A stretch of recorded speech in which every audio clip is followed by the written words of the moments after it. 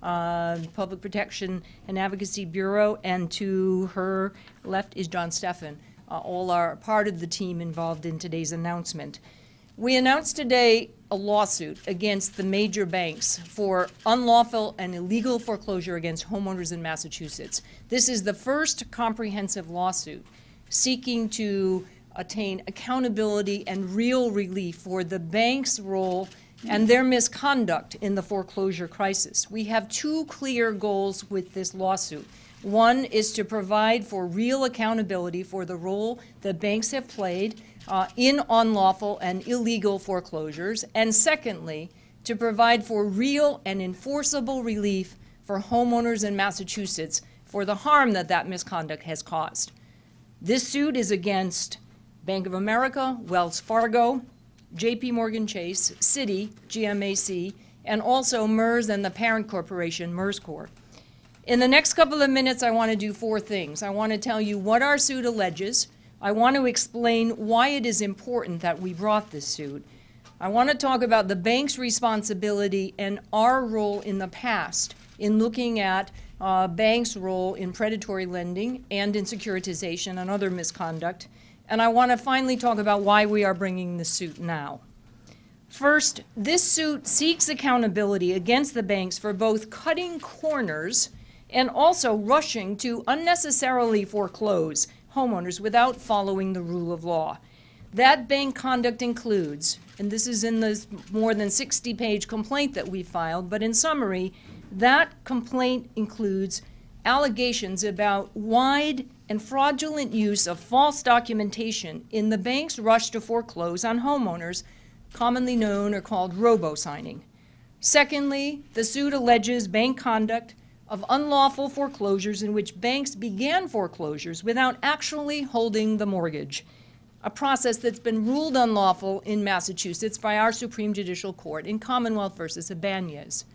Third, the suit alleges that the bank's use of MERS, the acronym that stands for Mortgage Electronic Registration System, actually corrupted the public land recording system by not registering legal and proper transfers of ownership of property. And as a result of that, banks also avoided registration fees to the Commonwealth, which increased their profit for all of these transactions. The fourth allegation is that the deceptive conduct by the banks in connection with both representations about loan modification programs that might be available by them, as well as their failure to keep up their end of the bargain once they had entered into loan modification agreements or promises with homeowners. We believe that that is false, that was unfair and deceptive conduct. So why is this suit important?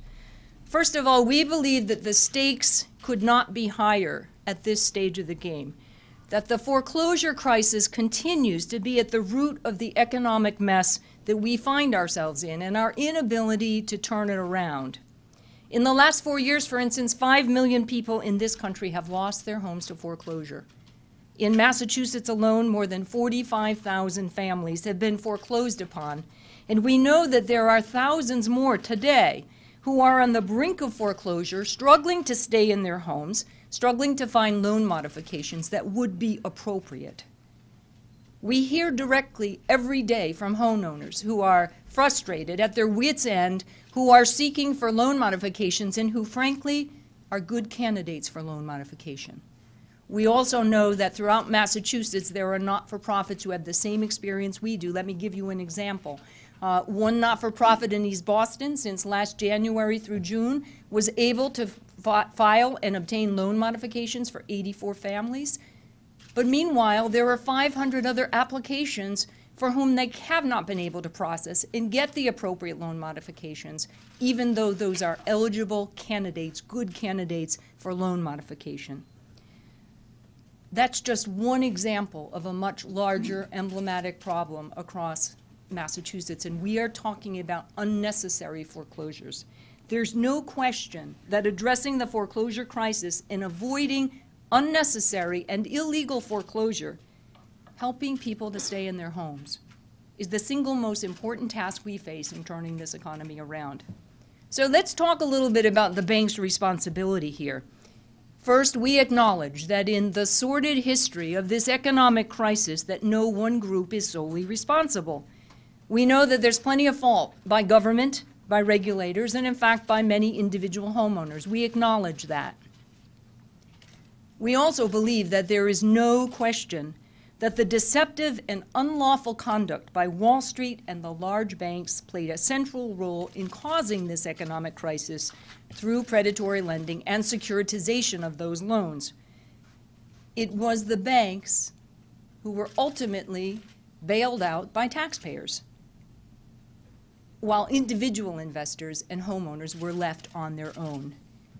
And whether those institutions believe they are too big to fail, they certainly have demonstrated that they believe they're too big to care about the impact of their actions, and we believe they are not too big to have to obey the law.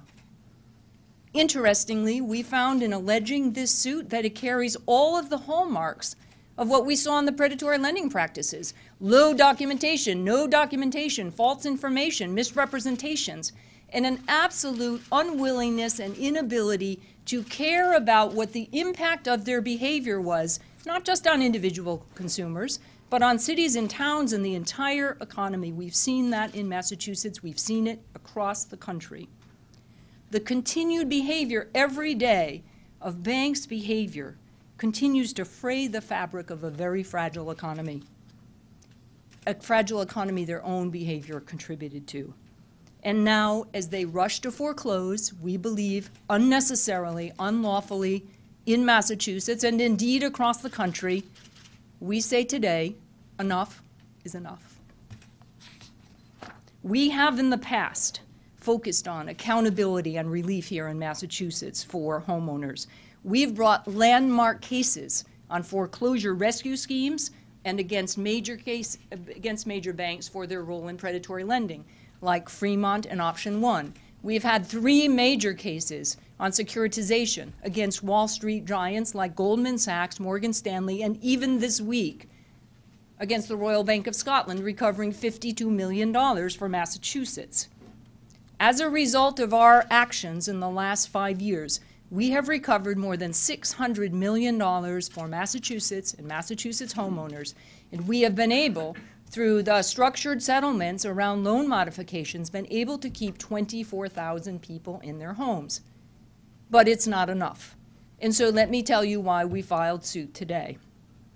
Those experiences in those cases through foreclosure rescue schemes, predatory lending, securitization, have shaped our understanding around the how and why of the servicing fraud that this suit alleges today. This servicing fraud has been the subject of negotiations for over a year between attorneys general across the country, the federal government, and the banks who are named in today's lawsuit. I will say that when those negotiations began over a year ago, I was hopeful that we would be able to reach a strong and effective resolution. Indeed, the banks acknowledged their role in robo-signing. That seemed like a hopeful start. But it is over a year later, and I believe that the banks have failed to offer meaningful and enforceable relief to homeowners for their deceptive conduct and the scope of the harm that they have caused. And they've attempted to obtain broad relief for every imaginable unlawful conduct for which they might be liable. We've been very clear from the start here in Massachusetts that we would not sign on to an agreement that releases banks from liability for MERS or MERS-related conduct or other related issues to Massachusetts. We believe now that the banks have not been willing to do that and are not willing to do that. They've had more than a year to show they've understood their role and the need to show their accountability for this economic mess, and they failed to do so. That's why we are filing suit today. We're confident in our case. We will move forward with this litigation aggressively. We believe that the large banks have not even seen the devastation on individual homeowners and communities across this country. We know they have not heard us or other attorneys general and the federal government about the need for effective relief, for accountability of their actions, and a way to turn this economy around. We believe that today's lawsuit will provide for a stronger voice for those issues here in Massachusetts at least, and we hope on a larger platform. Whether through the courts or through negotiation, we will accept only one result: obtaining accountability from these banks and other large institutions and getting real relief for homeowners here in Massachusetts. We believe it's the only way that our Commonwealth and our country will move forward out of this economic crisis. Thank you. I'm happy to take comments and questions.